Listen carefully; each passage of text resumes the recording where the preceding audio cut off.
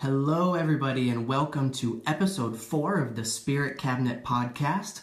I am so excited today to introduce my guest to you. It's someone who I have a lot of respect for.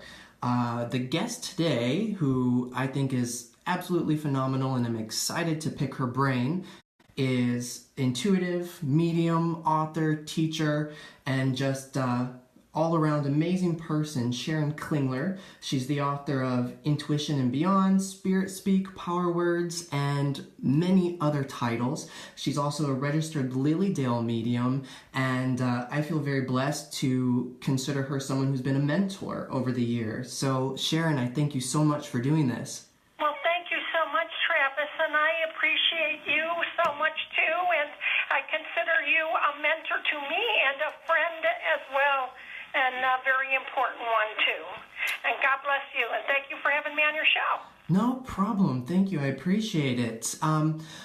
Normally on the show, what I like to kind of stick to is mostly things related to mediumship and spiritualism, but I want to start by talking about your new tarot deck, the Akashic Tarot, which I absolutely adore. I think it's phenomenal.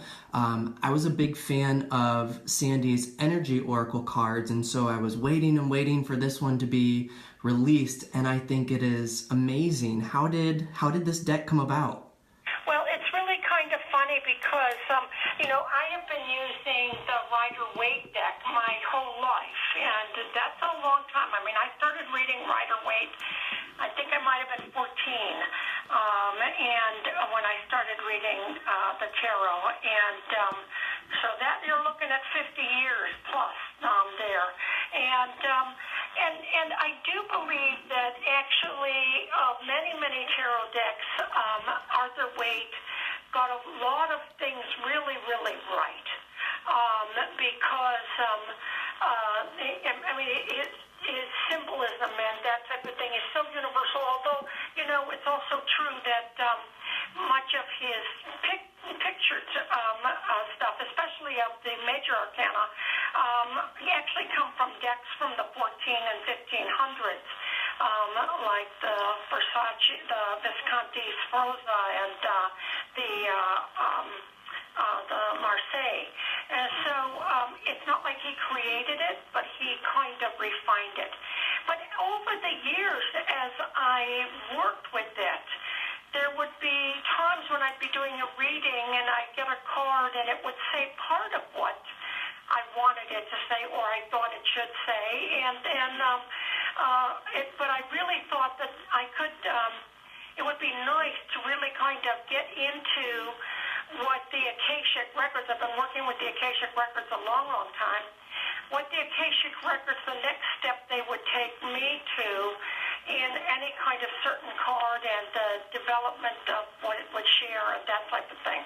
So I studied a lot of decks because I didn't want to, even though the Akashic Tarot is very unique, it, stands apart from others. I'm not saying it's more special than others, but it's, to me, it has a sense of doorway to the Akashic Records, and that's what I was going for most. What my sister and I did the deck together. So really, I wanted something that seemed to take you a little bit further, and indeed, specifically further into the Akasha. I've been using the deck since it came out, since it was released not too long ago, and I can honestly say it's very direct. It speaks very clearly, and one thing that I learned from you actually that has been really interesting and has opened a lot of doors is the recording of your tarot course, one of your intensives that you taught. You taught, I didn't have a lot of astrological knowledge, and you taught about working with the tarot and the 12 houses, and I thought that was a really unique and kind of powerful approach, especially the moving Wheel of Fortune layout. So And which I noticed in the booklet for the Akashic Tarot that you talk about the houses, and so. Right. Yes. The one that I teach in the Total Tarot, which is the extensive seminar, that's the downloadable seminar on our website, is the Wheel of Fortune, and the one that's in the Akashic Tarot book is a derivative of that. It doesn't have the 3 wheels that turn into one big one.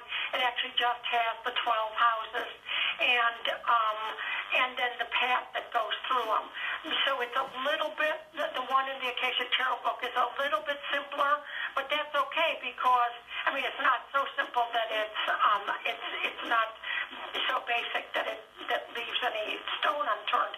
When you go into the 12 houses, you really can see the cards in a new way because not only do you have the cards telling you what the cards mean, but what area of life that is being applied to.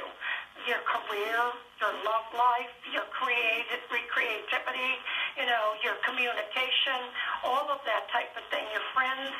So I think it does give an added measure to use the 12 houses when you're doing a tarot reading.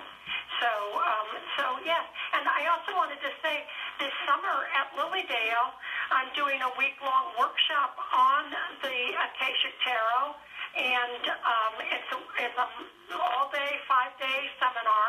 And actually, you can bring a lot of different tarot decks. We'll talk about that. But how each tarot deck goes into the Akasha, but how also the Akashic Tarot can lead you to a stronger sense of your discovery in terms of information. And we're definitely going to be talking more about Lilydale. Okay. For sure, because I have some not only questions around that for you, but for people who are unfamiliar, I definitely want to make sure that they know about Lilydale because it's such an amazing place. But correct me if I'm wrong, but it seems like I recall you saying when you were younger, a lot of your work with seeing people in an intuitive way, it was kind of through tarot reading that led you to mediumship or realizing that you could get messages from people who have passed over, right? It was. Like I said, I started reading tarot when I was about 14, and actually I didn't know spirit people were speaking to me or working with me at all for a good long while, because I did tarot and psychic readings, well, for the rest of my life then. But around the time, I guess I would be about 24, 25, something like that. I was doing a tarot party. I used to go do parties at people's houses and do readings. And I was just reading tarot for this lady, and I started, it was actually the host of the party. I started coughing, and I couldn't stop coughing, and I was coughing and choking and coughing and choking, and they were slamming my back, and they were, raising my arms and giving me water, and I couldn't stop. It was quite a scene, actually. They were actually thinking about calling 911. But suddenly it occurred to me to ask the woman if there's anyone in your family who had passed with a throat problem. And the woman for whom I was reading's father had died of throat cancer. And of course, as you know, as a medium, as soon as you identify who it is, the symptom stops. And it stopped immediately, and that literally took me from just being a psychic tarot reader into being a medium. And I didn't know, I'm totally certain that for the decade before that, Spirit was always helping me. And I just wasn't tuning into them or getting, sensitive enough to the fact of Spirit's presence. And so I guess they had to hit me over the head or in the throat, let's say, So I believe you have a Catholic background, correct? Yes, that's correct. So what? I used to, when I was in grade school, I used to love to go to Mass. Sometimes for a few years there, I was going every day before school. I loved the Mass in Latin. For some reason, though, when they changed it to English, I totally lost all kind of interest for me.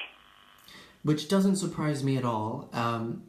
having read Power Words and knowing your love for words, and I know that you're a writeaholic.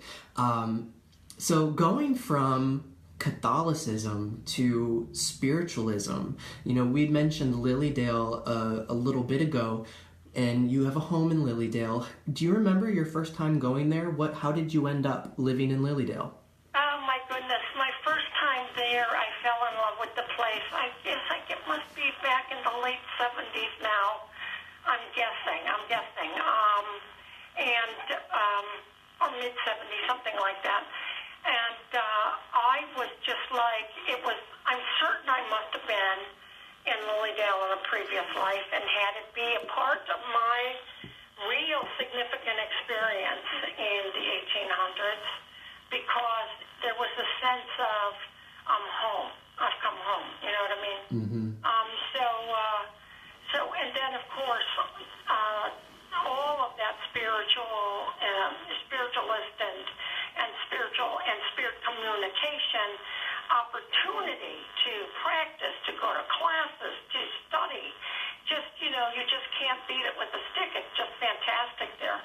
So I was just mesmerized and overwhelmed and loving it from the first second I went in there. Are there any mediums from Lilydale's history, or maybe mediums who, were there back in the 70s, 80s, 90s, that either you had an affinity for, or even just in the history of spiritualism in general? Are there any mediums from history that really speak to you? Absolutely. Back in the day before they didn't even have a summer program when I first started going to Lilydale. They had, they had their summer program of readings at Inspiration Stomp and Forest Temple and all of that, and the Healing Temple, but they didn't have an education program as they do now. I don't know if you've ever heard of the word Morris Pratt. Morris Pratt is the school arm, the educational arm of the National Spiritualist Association of Churches. And so they did have Morris Pratt, because the NSAC had its headquarters in Lilydale, and had its headquarters just till last year there. So anyway, the Morris Pratt Institute would run maybe 3 or 4 classes a summer, maybe 5. So you could sign up for classes, and it was kind of very quaint because it was held in the basement of the Morris Pratt building. You had to bend over to get through the door, actually.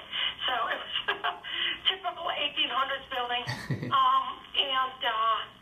And I took classes with Anne Gaiman, who was still a registered medium there last year. Now, I'm assuming I'm going to see her there this year, but I'm not certain she'll be registering. I took classes with John Goldsby and with a man, a French-Canadian, actually. He was from Europe, but then he lived in northern Canada, I believe. And his name was Vince Van Limbeck. Wonderful, wonderful. All of them, wonderful mediums.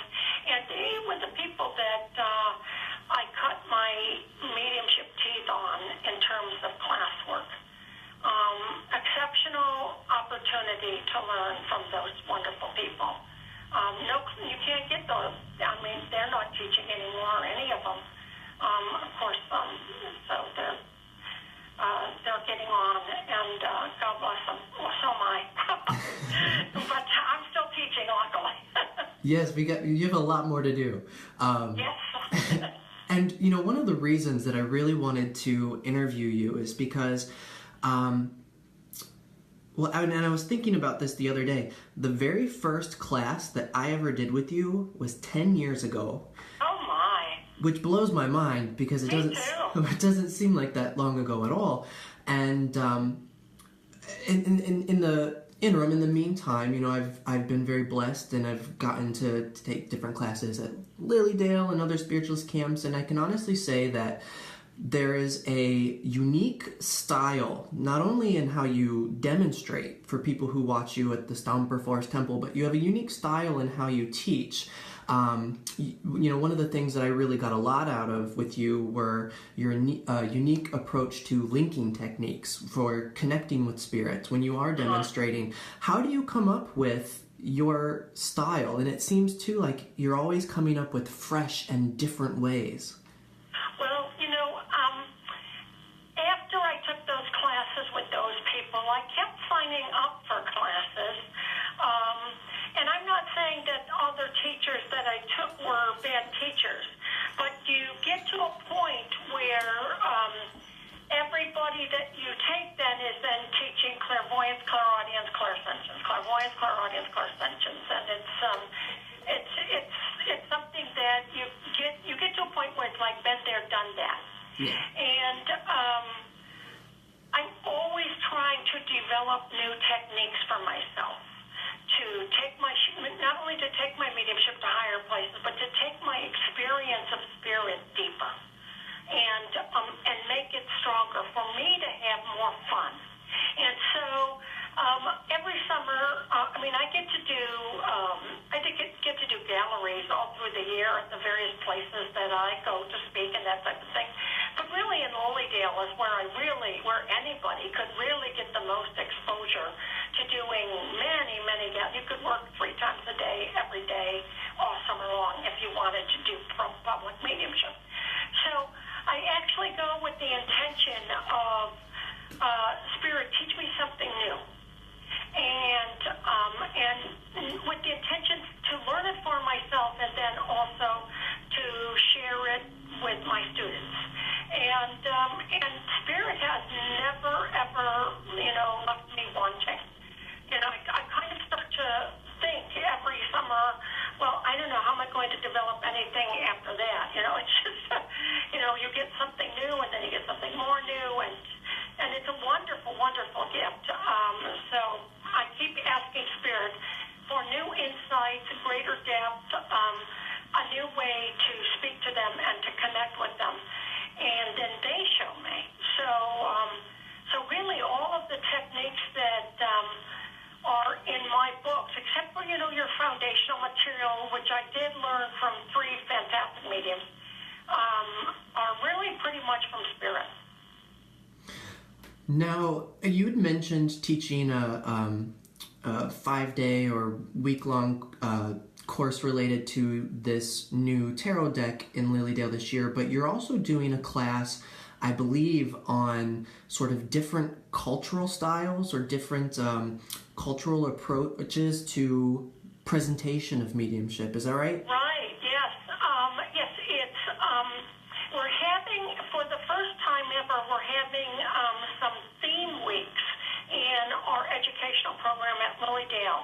And one of the weeks is called Channeling and Mediumship from Around the World. And we actually, the focus is on different styles of mediumship. My workshop, and it's just a 3-hour, so it's really just kicking in the door without necessarily going real deep into the room. And it's called Advancing American Mediumship Techniques.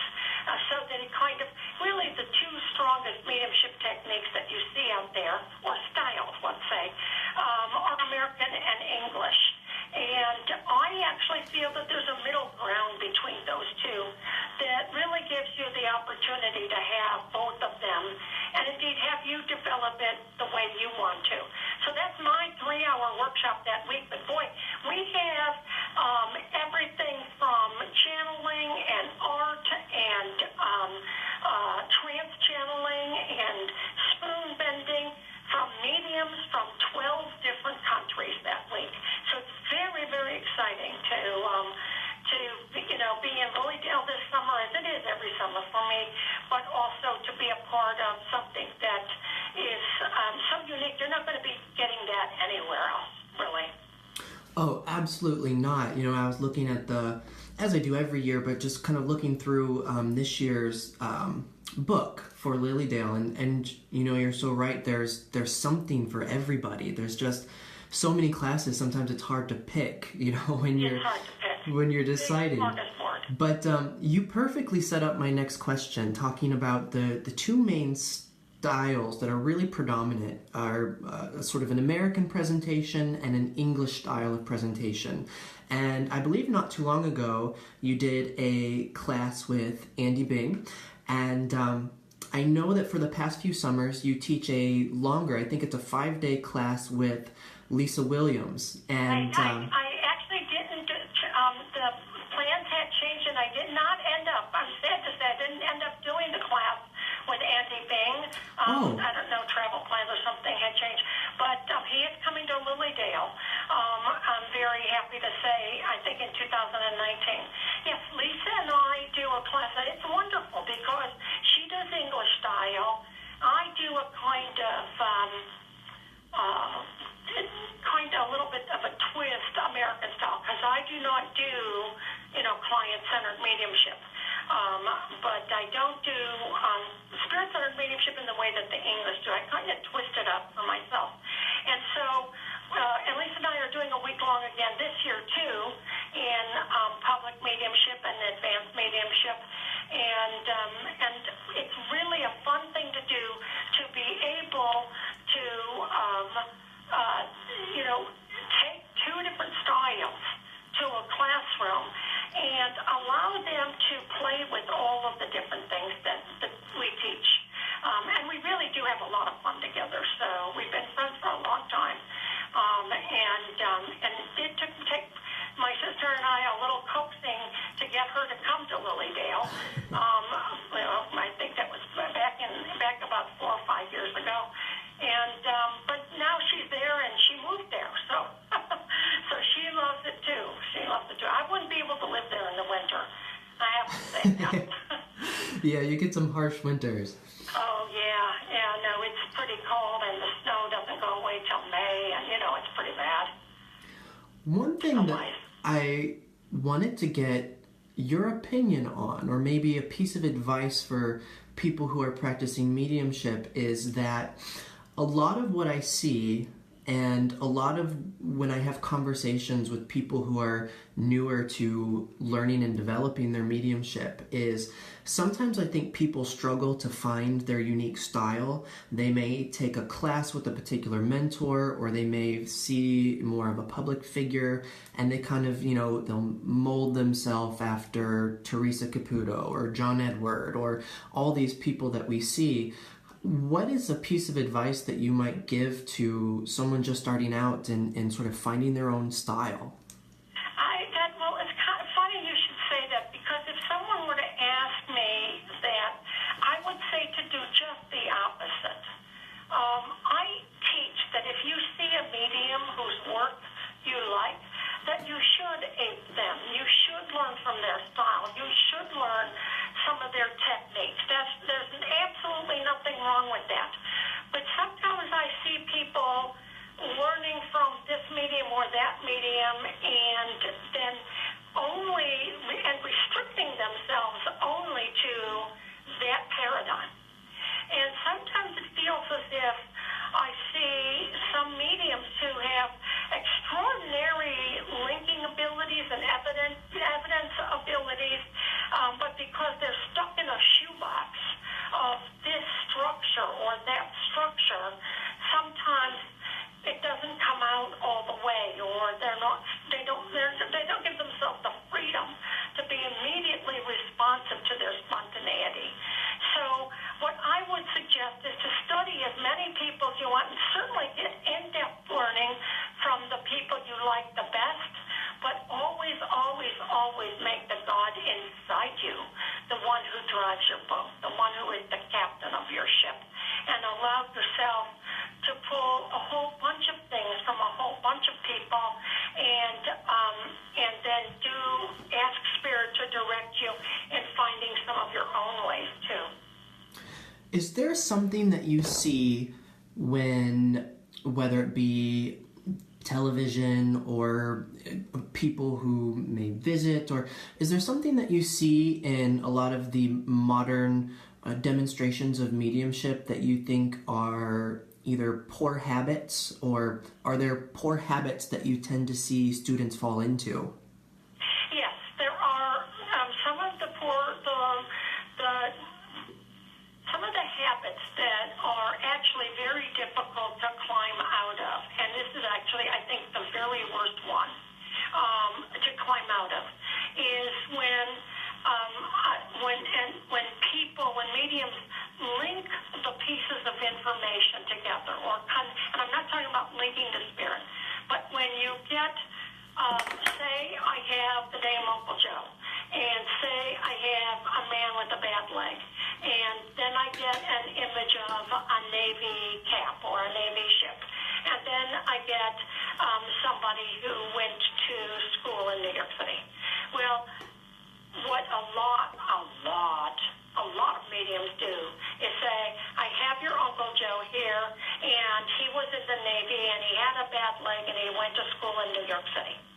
And they link all of the different pieces of information together like a chain. And often, Uncle Joe might be there, or you might even have a Joe and an uncle, and you're getting both of those at once. Dad might be Joe, or Grandpa might be Joe, but you might have Uncle Bob, and since they both came at once, you got the uncle part, you filled an uncle part, you got the name Joe, so you put them together. And so what happens then is that you end up denying yourself the opportunity to sense and feel as many spirit people that are present. And you just give it all to one person, and then what happens is the person the person in the audience, or the client that you're giving it to, is getting all the wrong information, or shaking their head no and saying, no, my Uncle Joe didn't have my uncle is Bob, my grandpa's Joe, and he didn't have a bad leg. My Uncle Ralph was in the Navy, you see what I'm saying? So a lot of people, mediums, will just link all of that information, and it will lead them away from spirit, not deeper into spirit. That was one thing that you really hammered with, I think it may have been about 3 years ago. I did a advanced spirit communication and public linking intensive with you, and that was one of the techniques that you're right, it's we do it and we don't even realize that we do it, and I still catch myself to this day doing it in my own mediumship.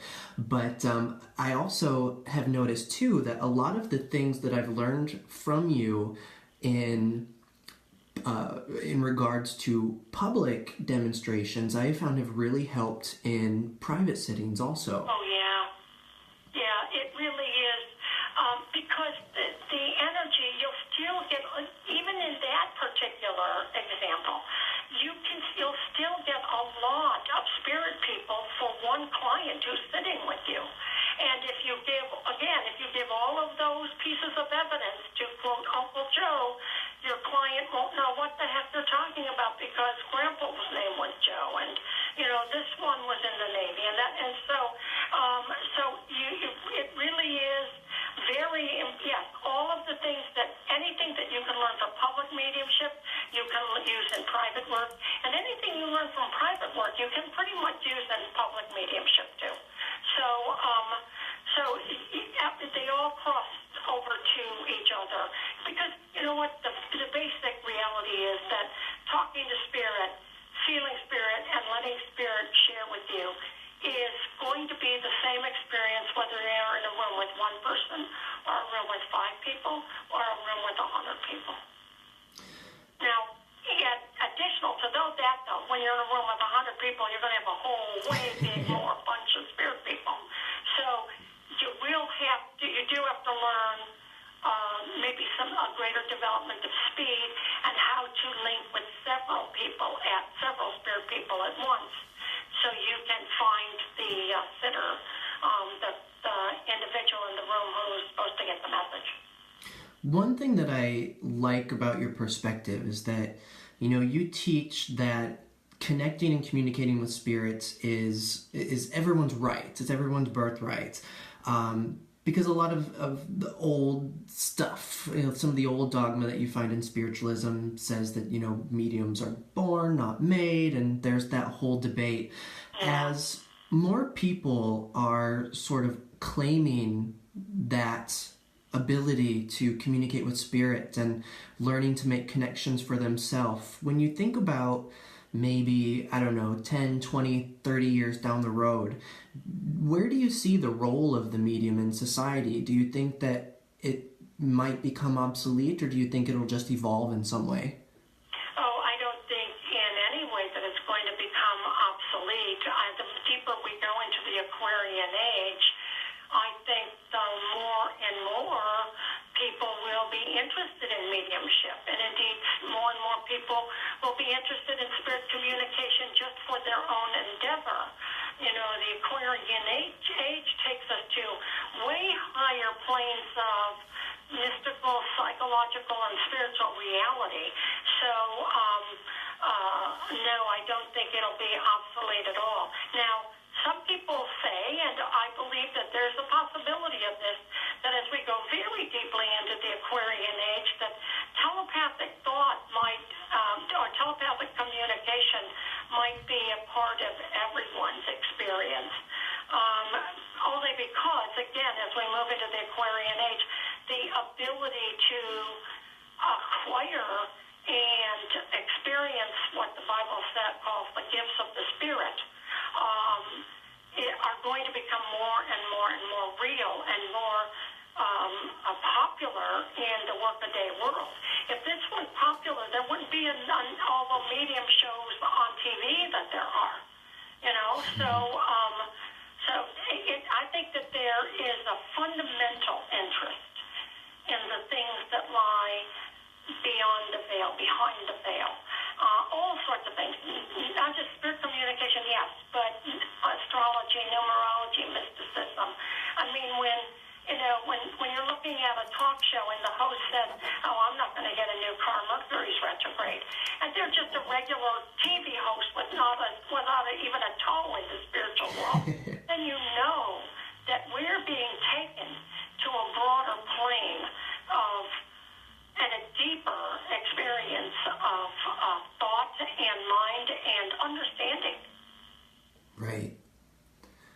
Right. One thing that I wanted to make sure that I touched on, I know that I'm kind of jumping lanes just a little bit here, but I think it's important.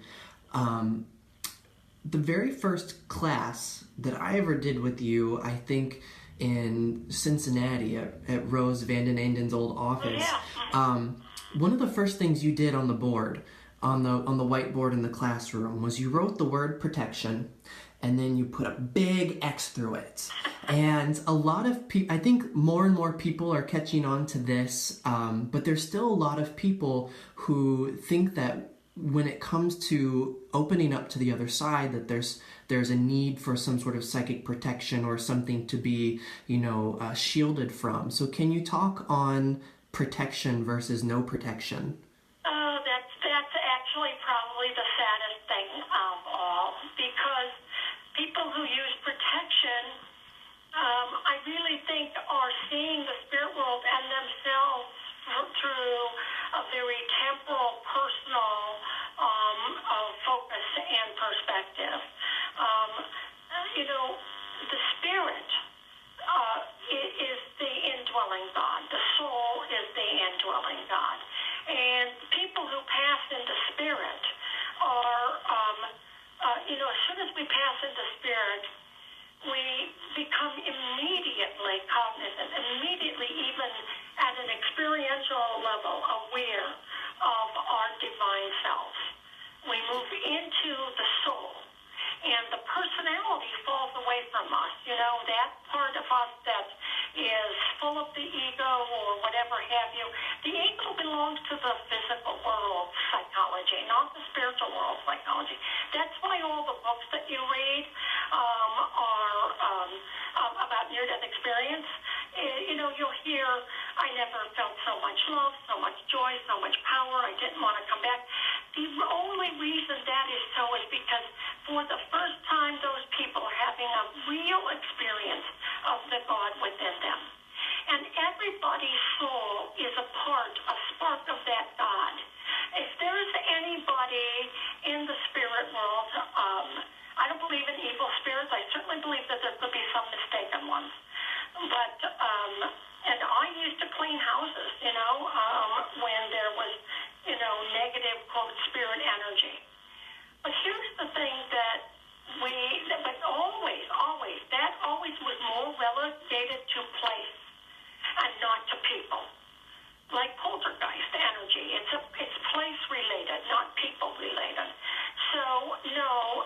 nobody's spirit is more powerful than your spirit. And if you think you need protection, you're defining yourself through your temporal reality. And when you define yourself through your temporal reality, you're not giving yourself over to the God within, which is the best way to talk to spirit. The best way to talk to spirit is to see their world through your divine eyes, your eternal perspective. Open yourself to that. You know, when Nostradamus wanted to write his quatrain, he would do a little he would set himself up with this bowl of water in the tripod and in a quiet place, I think it was his attic or something, and in the night, in the dark, with just a candle. And he would close his eyes and meditate and call to him the God of his understanding. He would have God sit next to him. And because that he felt that God sitting next to him, he could feel his own divine self awaken. When you are in the divine element, and with the divine element, the God of your own understanding, who the heck needs protection? I mean, it's unwarranted, and it actually teaches fear, and it minimalizes our sense of the greatest part, our sense of knowing the greatest part of who we are. Right. Yeah, and I think sometimes, too, people who end up in, whether you want to call it the New Age, or people who find spiritualism, sometimes we have moved away from kind of a fundamental background, and so we automatically put a little bit of a wall up when we start talking about God or things like that. But in your writings and your teachings, your relationship with the God of your understanding, I think, is always very evident, and I think it just fuels such a strong connection, and I appreciate it. I appreciate you sharing that too, by the way. Well, thank you, honey. To me, what else is it for? I want to see the God in you. I want to see the God in Grandpa Joseph. I want to know, what was it that Einstein said? I want to know God's thoughts, the rest are details. Yeah. I like that a lot. Is there anything else that you might have? I know you mentioned a couple of things going on at Lilydale. Where can people reach you? And is there anything else that maybe you want to share with people or make them aware of? Well, the week after Lisa and I do our mediumship class, I'll be doing that week-long class on the Akashic Tarot. And then at the end of August, or the third weekend in August, I think it's August 23rd or 24th, whatever that is, I don't know. Silly me, I don't have my calendar in front of me. But my sister and I will be doing a weekend season highlight at Lilydale called Tapping the Akashic Records. And it's 4 different segments on a whole bunch of different ways to tap the Akashic Records, which of course is the body of and energy of thought and information and guidance and energy and force that combines and permeates and penetrates all things. It's really exciting. I love working with the Akashic Records, and so we're looking forward to that weekend too. I'm also starting a online mentorship program for people who want to be mediums, want to be professional mediums, and that'll be probably starting in the fall. I'm going to get information about that up on my site, and of course I go to different places like New Jersey and here and there, and I was in LA and just here and there, everywhere. I'm just everywhere. So, but all of the different places that I go to are on my website. So if people want to get a hold of me, they can contact me through Sharon Klingler. .com, SharonKlingler.com. And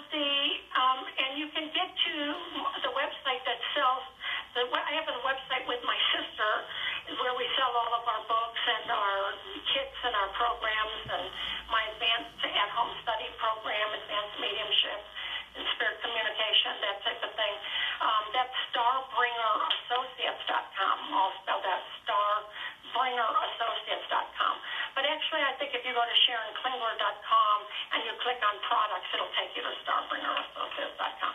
I'm not technical enough to know all that. So that's about it. Yes, contact me. I do phone readings all around the world. And if you come to Lilydale, be sure, if you plan on coming for a weekend time, if you want to stay overnight, to book your hotel or boarding house rooms before you, well in advance. Weekends are probably getting filled up right now if they're not already. Yes, I definitely learned that lesson the hard way. But two, for those of you, just in case, I'm not sure how the audio's translating, but I will also include both of those websites when I reshare the broadcast and when I put it up on YouTube later, so there'll be the links for you guys to click on. Other than that, Sharon, I appreciate your time so much, and I'm sure I'll probably see you around Lilydale sometime this season.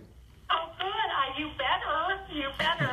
All right, honey. Well, thank you so much for having me. It was fun to talk to you. Yes, you as well. You have a great evening. Thank you. You too. See ya.